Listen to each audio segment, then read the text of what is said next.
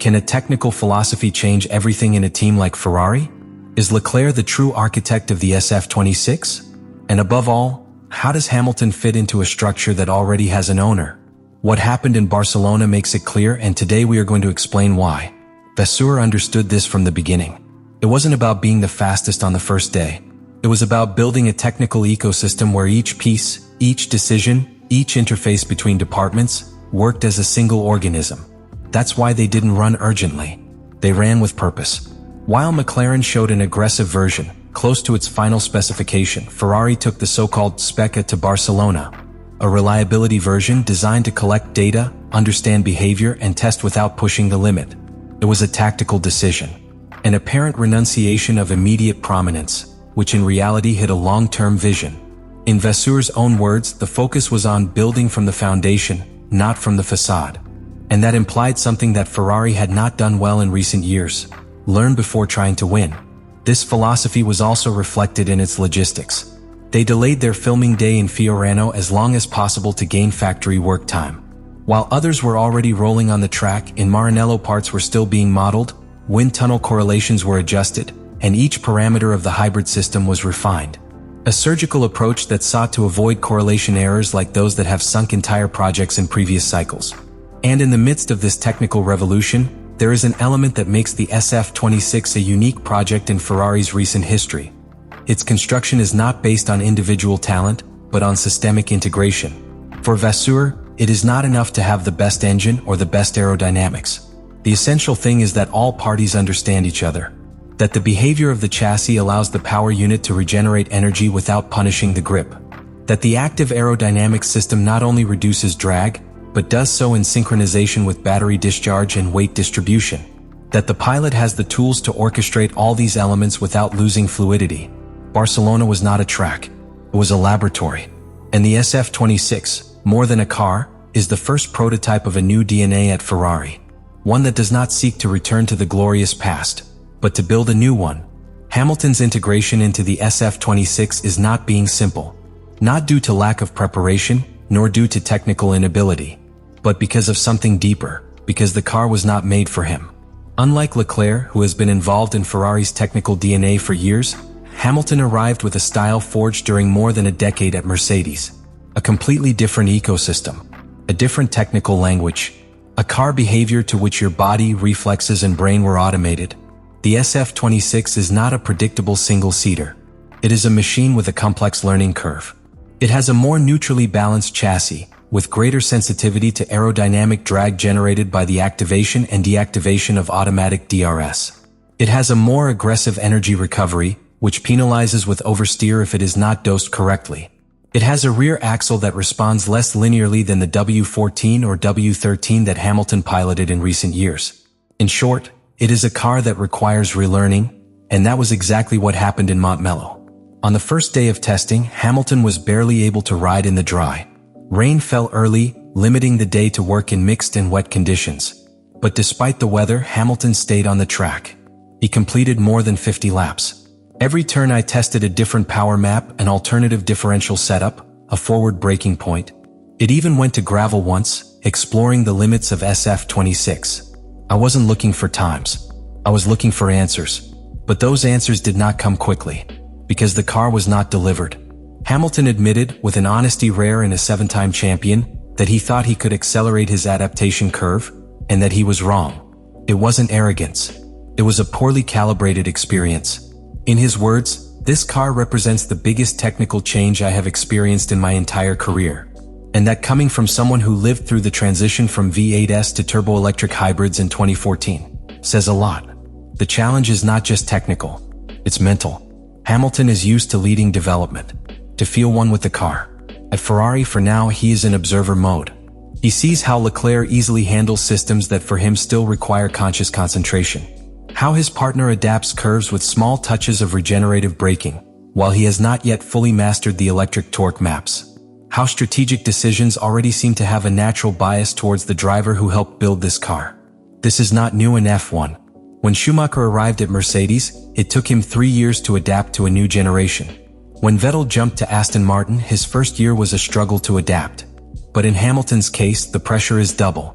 not only because of his age or his record, but because he came to Ferrari not to learn but to win. Barcelona was a bath of reality. The car works but not for him. Not yet. And that still is Ferrari's hope, but also its dilemma. Will Hamilton have the time, patience, and the right environment to adapt his piloting to the SF-26? Or will this be a project that overtakes you before you can master it? One thing is for sure, the talent is there. The experience too. But in modern Formula One, that is not always enough. If the car doesn't speak your language, you are running a race in which others are already laps ahead of you.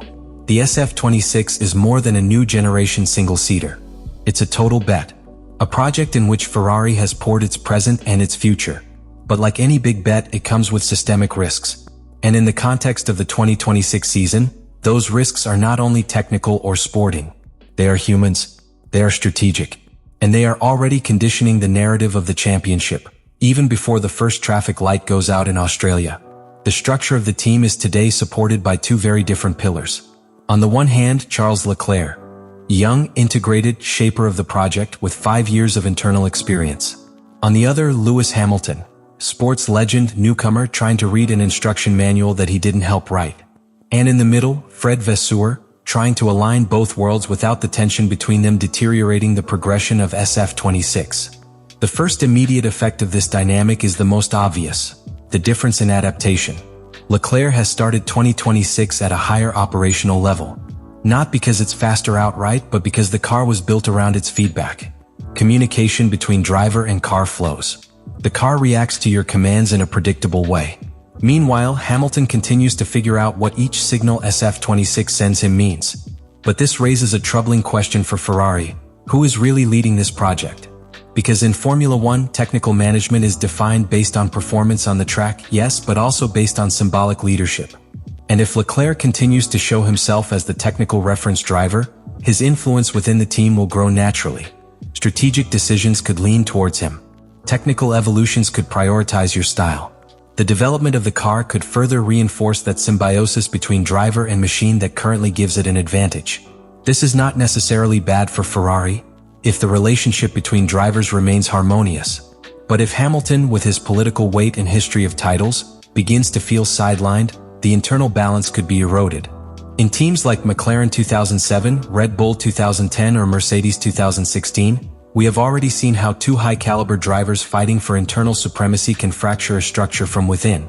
Vasseur knows it, and that is why his management of this relationship will be as important as any technical evolution that comes to Bahrain. Another critical point is the calendar. The 2026 season is long.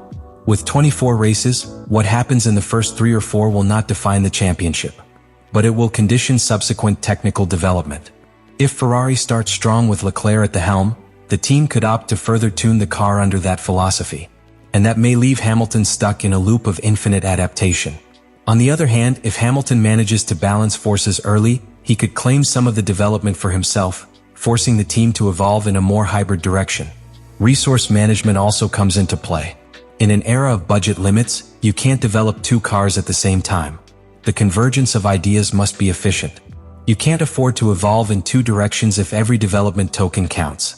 If Ferrari fails to achieve a unified vision, it may end up diluting its potential and wasting the technical capital it has built from Fiorano to Barcelona.